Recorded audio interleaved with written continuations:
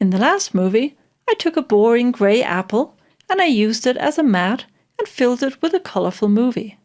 Although I did end up with the look that I wanted, in this movie I'd like to recommend a different workflow. As a general rule, I do want to create a pre-comp where the track mat and the fill are composited together. That gives me the utmost flexibility so I can apply effects or keyframes to the mat and the fill separately, and in the main comp I can apply keyframes and effects after the track mat has been composited. So if you are following along, I hope you didn't save the project, because we're going to revert back to the original project, and we're going to build it in a different way. And that should bring me back to exactly where I started, with the red apple starter comp and my boring grey apple. So I'm working away and I have this great idea that I could make this apple more interesting by adding a fill movie. And let's just look at a couple of things here. We have our composition and you'll see it's 5 seconds long and it's a DV size. And if I click on the apple movie, notice that it's 8 seconds long and 59.94 frames a second. The wireframe apple was rendered from a 3D program at twice the frame rate. If you have the rendering time, it's actually a great idea to do that. That way, if you do decide to field render this animation, you'll have a nice clean frame for every field. Or maybe you just decide it's animating too quickly. By slowing it down to 2997, your 8 seconds could become 16 seconds of material. The movie we're going to use as the fill is the Light Illusions movie from Artbeats. And that's a D1 size and it's 10 seconds long. So I have this great idea. I'd like to use this movie to fill the apple. But instead of adding this movie directly to my main comp, a little warning bell is going off right now. And I'm saying to myself, I want to create a track mat composite. I need to do this in a pre-comp. And if I add this movie to this comp and pre-compose both layers, I'll be stuck moving all the attributes. So let's put that back and let's do it this way. What I'm trying to do is very simple. I'm trying to leave all of my keyframes here, including the effects, the drop shadow and wigglerama, and I want to create a track mat composite that renders before all these attributes. Remember, that's key, because if my track mat renders first, my scale animation will be applied to the final composite, and the random wiggle animation will also be applied to the composite. I also won't have any issue with the drop shadow changing color. So here's what I would recommend. When you get that great idea to add a track mat to a layer, select it and go Layer, Precompose.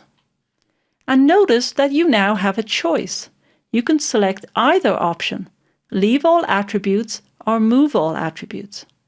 The Leave All Attributes option is only available when you have a single layer. So let's read the fine print. The Leave All Attributes option creates a new intermediate composition with only the wireframe apple in it. The new composition will become the source to the current layer. Well, that sounds promising. But we do need to give the pre-comp a useful name. So let's call this Apple plus Mat. Even though I haven't created the track mat yet, I'm going to do it in just a moment. And since I want to edit the pre-comp, I'm going to leave the Open New Composition enabled. We'll click OK, and look what happens. A completely different result than Move All Attributes. If I select the apple, you can see that the comp is the same width and height as the Apple movie. It's also the same duration, 8 seconds, as the Apple movie. And if I open composition settings, you can see that the frame rate is 59.94. It's also square pixels. Now I'm using CS 5.5. In earlier versions, you may notice that when you pre-compose using Leave All Attributes, the frame rate may be set to match the main comp. So do check that in case it's important.